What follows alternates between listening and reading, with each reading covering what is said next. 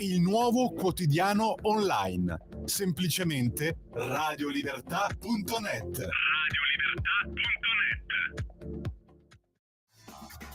Va ora in onda Filo Diretto. Eccoci qua e come vi dicevo prima durante la rassegna stampa, con noi in collegamento torna Antonio Maria Rinaldi, eurodeputato uscente, che ci ha accompagnato lungo tutta questa stagione nell'analisi dei temi che arrivavano dall'Europa e che lì ritornavano talora. Adesso lo richiamiamo perché la telefonata è caduta. Antonio Maria Rinaldi, e intanto dicevamo niente perché non abbiamo ancora detto nulla. Prima pagina dell'agenzia ANSA con la notizia di cronaca nera, l'avrete già vista forse: donna buttata giù dal ponte sulla A4, è stata uccisa dal compagno, si era pensato a un suicidio, invece no, non si era gettata volontariamente dal cavalcavia dell'autostrada, ma è stata uccisa dal compagno che l'ha fatta precipitare sulla carreggiata. È la donna il cui corpo è stato trovato all'alba di ieri sulla A4, straziato dai veicoli in transito a Vigonza, Padova. La 34enne è stata buttata dal ponte, precipitando da una quindicina di metri. La svolta in quello che sembrava un suicidio, scrive l'agenzia ANSA, è giunta nella notte al termine delle indagini degli agenti della Polstrada di Padova e Venezia della squadra mobile della questura di Padova. L'uomo, 39 anni, è stato fermato per omicidio volontario, ha fatto alcune ammissioni al pubblico ministero. La coppia ha un bambino di 3 anni, da tempo era in crisi. L'omicidio è avvenuto al culmine di una lite che i due hanno avuto mentre si trovavano sul ponte sopra l'autostrada a Vigonza. Qui il compagno ha fatto precipitare la donna. Alcune automobili sono riuscite a evitare il corpo, poi la donna è stata travolta mortalmente da un camion. La vittima e l'indagato sono italiani, scrive l'agenzia ANSA. Ricostruendo le ore precedenti al fatto, gli agenti di Polstrada e Squadra Mobile hanno riscontrato elementi che facevano ricondurre la tragedia a un'ipotesi di omicidio. Il pubblico ministero si è recato negli uffici di polizia, ha interrogato il 39enne, al termine ha disposto il fermo di indiziato di omicidio volontario, provvedimento eseguito dai poliziotti. L'uomo è stato condotto in carcere, scrive l'agenzia ANSA. In questo momento è la notizia di apertura. Intanto abbiamo ripristinato il collegamento con Antonio Maria Rinaldi, che saluto e ringrazio. Buongiorno, grazie per essere con noi. Buongiorno. Allora, Buongiorno. Allora, Antonio, che piega sta prendendo la campagna elettorale, della quale continui a occuparti anche come europarlamentare uscente? L'abbiamo già spiegato in diverse occasioni. Si discute di Europa abbastanza, secondo il tuo punto di vista, che è ciò che hai fatto per 5 anni al Parlamento europeo, cercare di portare la discussione sui temi sostanziali, sulle materie che contano anche per i nostri interessi di cittadini italiani, oppure siamo un po' troppo al folklore? Tu come la vedi questa campagna elettorale? Allora, innanzitutto buongiorno carissimo Giulio e tutti gli amici che ci stanno ascoltando a questo momento. Senti, caro Giulio, posso essere leggermente maleducato? Poco Certo, però. dopo il In punta di piedi. dopo il Papa tutto è possibile. Dopo il Papa, no, ma questo vedrai che non è sicuramente considerata una cosa maleducata. Allora, utilizzo gli amici di Radio Libertà per dire due cose, poi entriamo nel tema interessantissimo che mi hai sottoposto.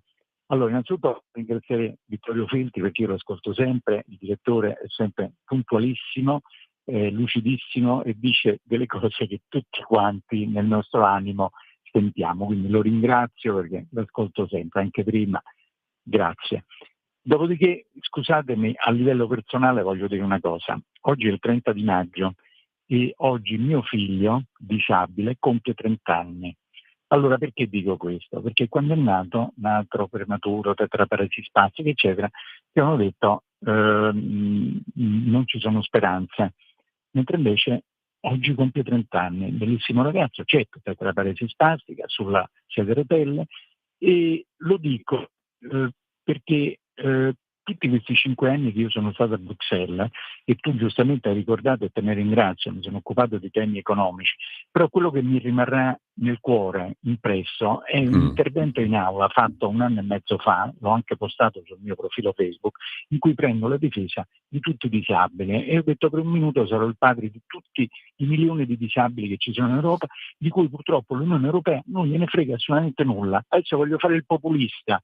Quante volte sentiamo c'è un problema con finanziario, si riuniscono di notte, no? E prendono provvedimenti. Quando si tratta di mettere le sanzioni, boom, subito, armi subito.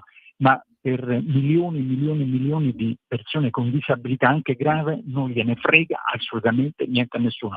E allora questi 5 anni che sono stato su, li ricorderò nel cuore per questo speech, come si dice su, questo intervento in aula in cui prendo le difese dei disabili e ne sono particolarmente orgoglioso. Ti chiedo scusa se sono entrato a gamba tesa, ma ci tenevo in particolar modo. No, ma Adesso infatti io vado con la tua domanda. avevo letto Scusami. sul tuo... No, ma hai fatto benissimo, e poi oltretutto è una questione veramente di carattere generale. Io ho letto... Nessuno, non gliene frega niente a nessuno. Ho letto i bellissimi auguri che ti ha fatto Campomenosi, che hai ripostato sul tuo profilo. Marco, sempre un amico, sì, ma ti ripeto, l'avevano dato il medico, il dottore, il chirurgo, uscendo dalla camera operatoria da mia moglie, ha detto guardi, speriamo bene per sua moglie, del bambino se lo scordi, mi disse, capito?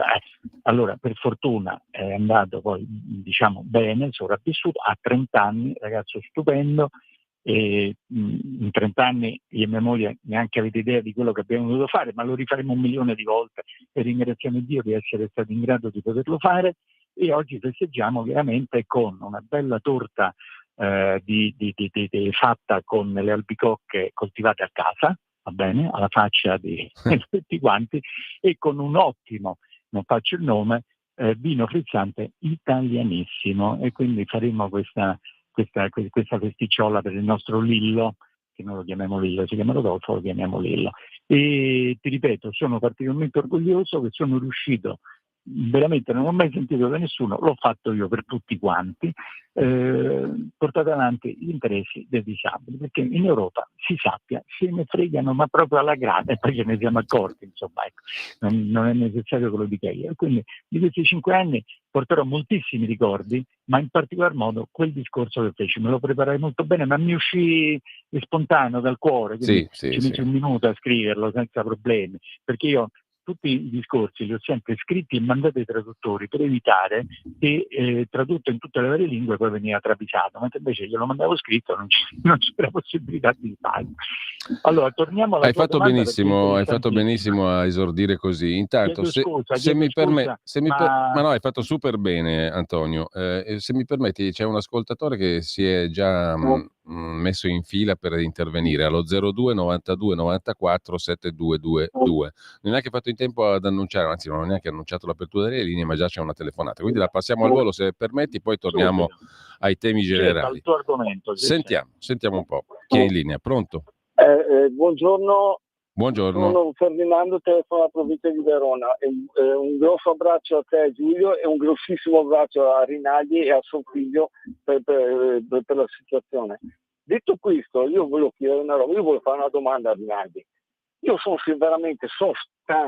stanco di sentire giornalisti, opinionisti, politici, che quando si parla si dice parliamo alla pancia della gente. Ma cosa significa parlare alla pancia della gente quando si mette in piazza i reali problemi? Perché, come giustamente Rinaldi ha detto, ha fatto la voce grossa parlando alla pancia della gente per descrivere un problema che tutti hanno, un ragazzo disabile. Quando i problemi della pancia della gente sono tantissimi, sono molteplici. Vedo che però la pancia della gente, quando servono i voti, sono piacevoli. Però quando si devono risolvere i problemi dei cittadini comuni, questi diventano problemi. Ecco, allora io vorrei che questo problema della pancia della gente ci avessimo più rispetto, perché siamo comuni persone che quando vanno a votare questi voti servono a coloro che in questo momento dopo fanno carriere. E questo mi rivolgo a tutti quei giornalisti che più di qualche volta ho sentito anche in radio, che però si parla alla pancia della gente. Allora a questo punto, tanto vale, no, come cittadino, visto che io sono uno di coloro che parla come la pancia della gente, eviti di andare a votare. Ecco, questo che bisognerebbe un po' cambiare il giudizio. Ecco, scusatemi lo sfogo. Grazie, buongiorno. Va bene, grazie a lei. Antonio. No. Allora, io capisco perfettamente, perché quello che ha detto il nostro amico è verissimo. Purtroppo mi sono accorto che le istituzioni europee sono forti, anzi fortissime con i deboli e debolissimi invece con i forti. E questo l'abbiamo visto in qualsiasi circostanza. Quando si tratta di prendere provvedimenti ad appannaggio di interessi grossi, corposi, di lobby, si muovono immediatamente. Quando si tratta di prendere interessi più bassi, chiamiamoli così, che coinvolgono direttamente i cittadini, sono estremamente lenti, anzi non fanno assolutamente nulla. Questo è vero, verissimo, ma a maggior ragione il 9 di giugno dobbiamo andare a votare. L'unica cosa che ci è rimasta è quella matita per poter fare una croce e scrivere il nome di una persona in cui abbiamo fiducia. Se non lo facciamo, vuol dire che ci sta bene questa situazione. Deleghiamo altri a prendere decisioni per noi. Facciamoci sentire. E mai come questa volta è importante, importantissimo che cambi il registro a Bruxelles. Si sappia che da che esiste l'Unione Europea, anzi da prima di Maastricht, perché mi riferisco alle commissioni degli anni '80, commissione Delors, vi ricordate, francese, Delors, eccetera. Non c'è mai stato un governo dell'Unione Europea che non fosse di centrosinistra-sinistra, avete capito bene, di centrosinistra-sinistra. In qualsiasi democrazia mi sembra che ci debba essere un'alternanza. Allora diamo la possibilità di avere un'altra maggioranza, perché scusatemi, di casini ne hanno fatti anche troppi, ce ne siamo accorti in tutti i campi. Diamo la possibilità agli altri di vedere. Poi se tra 5 anni anche gli altri non vanno, si ritorna, ma date la possibilità, andate a votare, basta. Guardate che in ogni campo hanno fatto dei disastri, lo sapete, è inutile ripeterlo. Ritorniamo invece al discorso originario che io purtroppo in maniera maleducata No, assolutamente. ho bypassato. No, tu mi dicevi giustamente, Giulio diceva... Senti, il maleducato lo faccio ancora io perché abbiamo un ascoltatore che è in linea, quindi diamo la priorità, ma poi torniamo là, perché anche a me interessava sapere il tuo punto di vista, da persona che per 5 anni si è spesa su questi temi a livello politico molto alto, devo dire, perché hai cercato sempre di ricondurre le cose nella loro sostanza politica piena e non nel chiacchiericcio, per cui diciamo il tuo punto di vista per me cittadino è molto interessante e importante, quindi te lo chiedevo per quello. Intanto c'è un ascoltatore in attesa. Pronto? Sì, pronto, buongiorno, e tante cose belle sia alla radio che a Rinaldi, a cui faccio gli auguri anche per il figlio. Avevo parlato tempo fa con Gino Paoli che era candidato nel PC allora, e siccome ci conoscevamo per varie altre cose, e mi disse: poi sono uscito perché mi sono reso conto, ero entrato con tanta voglia di fare, di modificare, che in Parlamento si fa di tutto ma non si incide più di tanto. Non è disfattismo ma è una realtà. Forse anche questo ha inciso nelle decisioni del grande Rinaldi. L'altra cosa è che la campagna elettorale si sta svolgendo a colpi di aperitivo e di mangiate, più che di discorsi politici. Io non ho visto un libretto con il programma elettorale su cui impegnare gli eletti e andare avanti. Questo è un problema serio che poi viene avanti. L'altra cosa, volevo sapere, che lo conosce Rinaldi, il proprietario del bagno a Milano Marittima Cervia, che è stato delegato, essendo amico di Salvini, a Bruxelles, che cosa ha fatto, come si è impegnato, voleva essere anche lui ancora ricandidato a prendere i suoi 3 milioni di euro.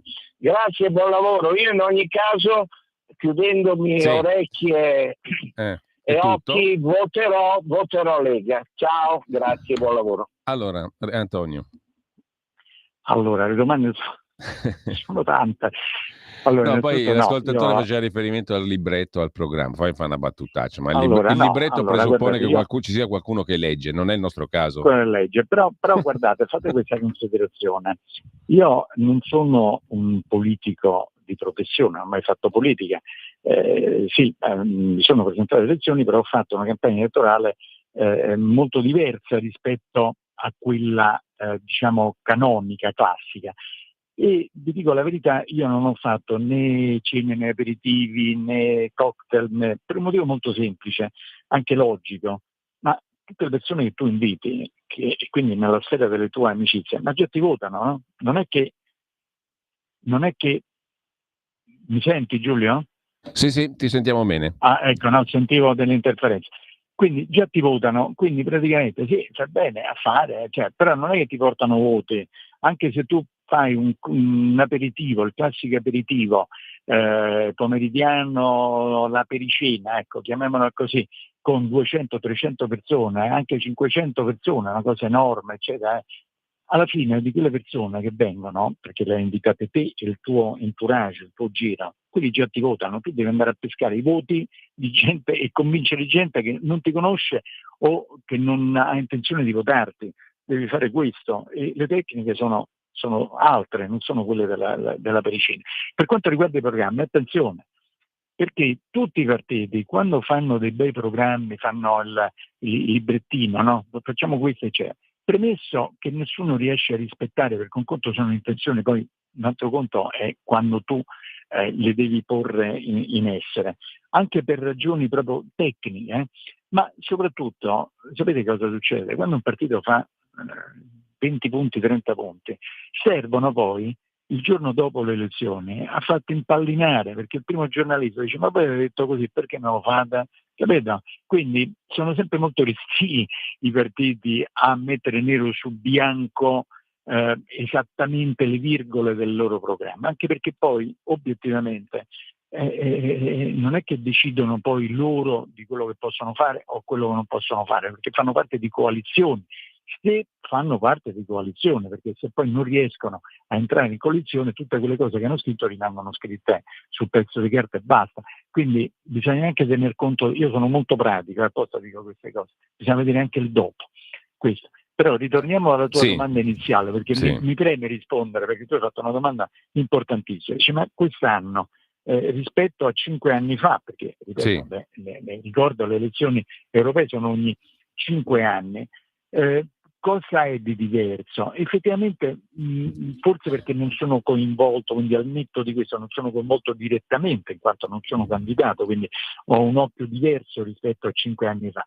Però ho visto che 5 anni fa c'era un clima diverso e questa volta non lo so, mi sfugge un qualche cosa, mentre invece a mio modestissimo avviso sono ancora più importanti adesso rispetto a 5 anni fa. Abbiamo visto in questi 5 anni di Parlamento europeo le cose assurde che sono venute da Bruxelles e Strasburgo, a iniziare dalla gestione Covid, che cioè non ne parliamo cosa hanno fatto, non parliamo con la guerra in Ucraina che cosa è stato fatto, mi riferisco in particolare alle sanzioni che hanno colpito molto di più per come sono state fatte le aziende italiane e le micro aziende italiane, perché vedete io posso essere d'accordo nel prendere provvedimenti, ma poi devo vedere gli effetti, perché se prendere provvedimenti come sono stati presi dall'Unione Europea nei confronti della Russia, mettendo sanzioni e punendo di fatto i produttori europei e in particolare i piccoli, perché vedete la multinazionale, se gli si chiude un mercato, ce n'è altri 10 aperti, altri 15 aperti, si va da un'altra parte. Il piccolo, la piccola fabbrichetta, il piccolo laboratorio che si è conquistato con le unghie e con i denti quegli spazi, che dà lavoro a 10 persone, sotto lo statuto dei lavoratori che ricordo sono 15, quindi proprio dimensioni micro, va bene, quelli chiudono. Ecco, allora lì l'Unione Europea ha detto io metto le sanzioni, però voglio tutelare dando finanziamenti, recuperando il fatturato. No, allora tu stai giocando sulla pelle di persone, perché le aziende, le piccole aziende, quante ce ne stanno in Italia? Quante? Piena, specialmente nell'artigianato, nell'eccellenza della moda, che hanno visto crollare il loro fatturato per delle decisioni prese sopra la loro testa, senza che nessuno gli dicesse adesso ci siamo noi, ti aiutiamo. Ecco, allora questa gente come fa? Una volta che hanno chiuso, non è che riaprono dopo, quando è passato tutto riapriamo, no. Ecco, qui l'Unione Europea proprio ha fatto veramente, scusate l'espressione, carne di porco, e in particolare in aziende italiane, che hanno quelle dimensioni micro, anzi sono la forza dell'Italia, le microimprese, quelle che hanno fatto grande l'Italia, dove dietro spesso e volentieri, anzi nella maggioranza dei casi, c'è una famiglia che lavora. Ecco, quindi contraddizioni che si portano avanti dai nonni, bisnonni, con delle capacità uniche al mondo, con delle eccellenze uniche al mondo. Allora, di cavolate ne sono state fatte tante, diamo la possibilità ad altri che hanno una visione diversa di questa Unione Europea, a mio avviso migliore, chiaramente, di poter governare per i prossimi 5 anni. Allora, vogliamo dare questa opportunità? Ce la facciamo? Andiamo a votare, solo così. allora, Nadia ci scrive: tanti auguri per il compleanno di Lillo, un abbraccio a lui e a tutta la vostra famiglia, signor Rinaldi, e grazie per tutto quello Grazie. che ha fatto per noi. C'è anche un'altra telefonata in voce allo 02 92 94 7222. Pronto? Pronto? Pronto, buongiorno. Sì, buongiorno Giulio, sono Dario dal Veneto. Sentiamo malissimo, Volevo- con un eco e un rimbombo terribile. Non so da cosa dipende. un attimo C'è il solo. viva voce. Sarà il viva voce, Pronto? infatti. Pronto, è meglio? Molto meglio, prego. Ecco, volevo rinnovare innanzitutto la mia grande stima che ho per il dottor Rinaldi. So di non insegnargli niente, ricordandogli che l'Unione Europea è un'unione economica. Tutti gli altri argomenti che sono cari alla gente, che andrà anche a votare adesso in questi giorni, che uno è senz'altro la disabilità, come ci ha ricordato Rinaldi, un altro sono i migranti, un altro è la povertà, un altro non sono contemplati nell'Unione Europea per come è stata costituita, un'unione fatta da banchieri e finanzieri. Questa è la sostanza. Noi mandiamo in Europa sempre e continuamente gente che speriamo possa occuparsi di temi che però non sono contemplati in sostanza nei fondamenti di questa Unione Europea. Allora o si ha una svolta, e cioè questa Unione Europea comincerà effettivamente ad occuparsi degli europei, altrimenti dovremmo cercare di mandare in Europa solo gente altamente competente, come è stato il dottor Rinaldi e come qualche raro altro. Grazie. Intanto c'è una telefonata, anzi un messaggio che ti giro subito, Antonio, poi ti lascio la parola, di Gianni da Genova. Gianni da Genova ci scrive: caro Antonio, un grande saluto, un abbraccio a te e alla tua famiglia, auguri sinceri di buon compleanno per tuo figlio. Auguri a Lillo. Rinaldi, cloniamolo, scrive un altro ascoltatore. Anna Maria da Vicenza si associa agli auguri di buon compleanno al tuo figlio Lillo e un abbraccio al professor Rinaldi con tanta stima. Marco di Agrate: rinnovo la stima per Antonio e volevo sapere una sua opinione sull'articolo di Avvenire di oggi sul gioco d'azzardo. Abbiamo letto stamani, Antonio, un articolo da Avvenire che dà i numeri impietosi. Il gioco d'azzardo ha superato la spesa per sanità in Italia, 150 miliardi contro 131.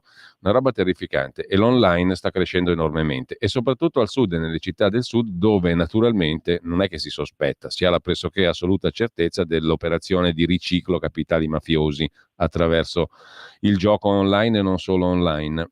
C'era un altro messaggio, adesso lo recupero, intanto però ti lascio la parola, Antonio.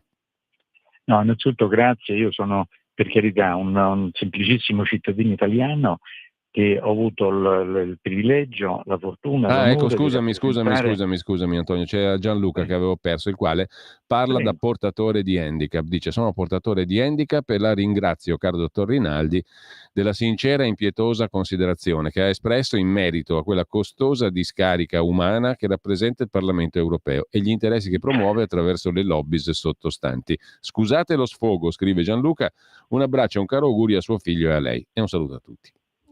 Allora rispondo subito a Gianluca: per me è stato un privilegio, un onore, e ti dico sinceramente che ormai alla soglia dei 70 anni è sempre molto difficile provare emozioni, ma quando sono andato nell'emiciclo di Strasburgo e ho detto: in questo momento vi parlo non come deputato europeo, ma come padre di un ragazzo disabile, e idealmente mi sento papà di tutti i disabili che in questo momento sono abbandonati. Mi sono sentito talmente forte, talmente orgoglioso, che difficilmente proverò un'emozione così forte. quindi l'ho fatto proprio con tutta l'anima, quindi un abbraccio a tutti quanti coloro i quali mi hanno, diciamo così, supportato, ma l'ho fatto col cuore in mano e l'ho fatto non solo per mio figlio ma per tutti quanti, perché quando si è in queste situazioni si fa per tutti quanti. Allora, ritornando al discorso, io vi dico sinceramente, l'Unione Europea ha avuto questa deriva, rispondendo al penultimo amico che ha telefonato, Sì. perché originariamente l'Unione Europea e prima ancora la Comunità Economica Europea era partita con dei presupposti molto diversi. C'è stata una deriva, cioè si sono impossessati, hanno utilizzato questo strumento dell'Unione Europea per perseguire interessi che non erano quelli previsti originariamente.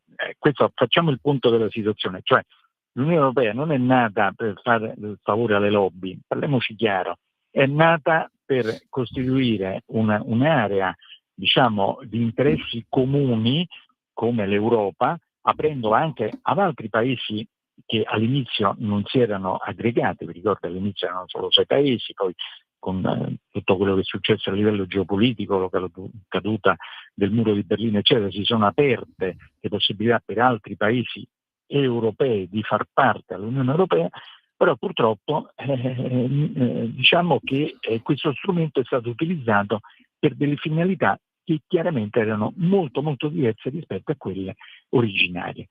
Cerchiamo di riportarlo a quelle origini, è difficilissimo, estremamente difficile, perché come avete visto si mette a legiferare e regolamentare delle cose assurde, fregandosene poi di cose che invece interessano realmente i cittadini e la vita comune. Quindi bisogna un po' ritornare alle origini, come ho detto io, andando a votare gente che va lì a fare gli interessi del proprio paese, perché guardate, gli altri paesi, a iniziare da Francia e Germania, mandano persone che vanno liberamente a fare gli interessi del proprio paese.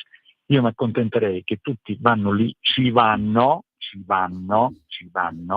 perché guardate, quel fesso di Rinaldi, me lo dico da solo, anche se De Luca ancora non me l'ha detto, quel fesso di Rinaldi ha il 99,99% di presenze, lo potete vedere sul sito del Parlamento ufficiale del Parlamento.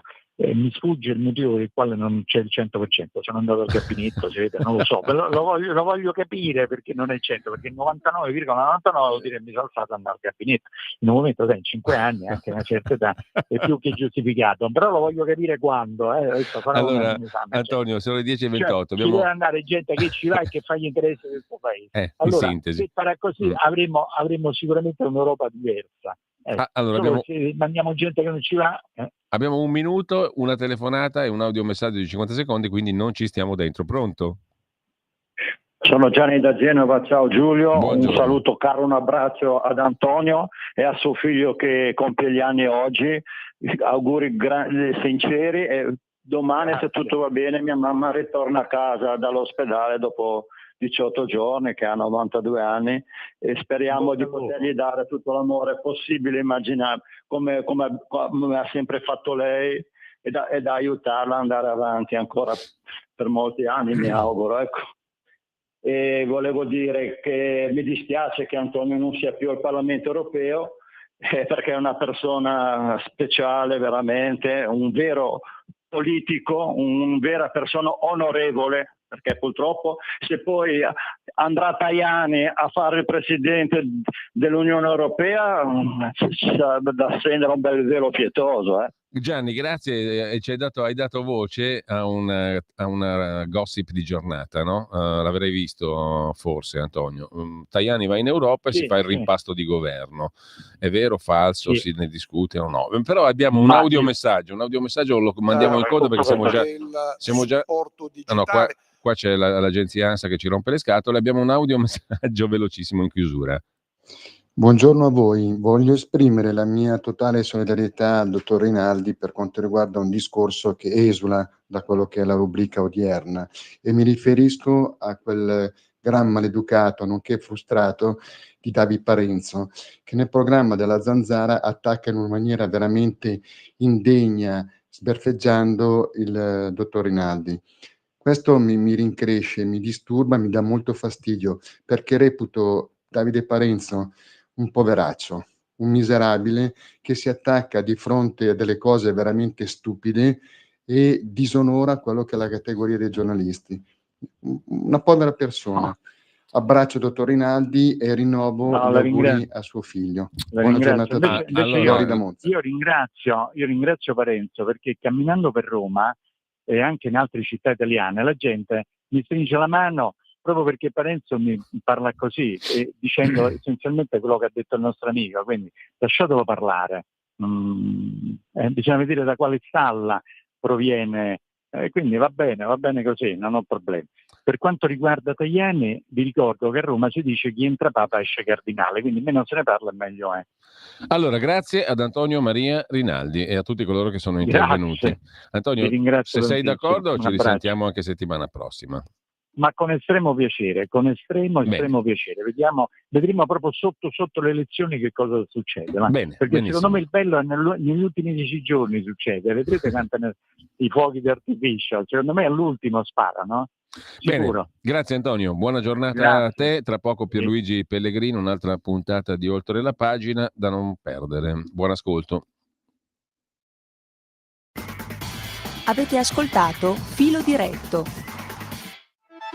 Stai ascoltando Radio Libertà, la tua voce libera, senza filtri né censure, la tua radio.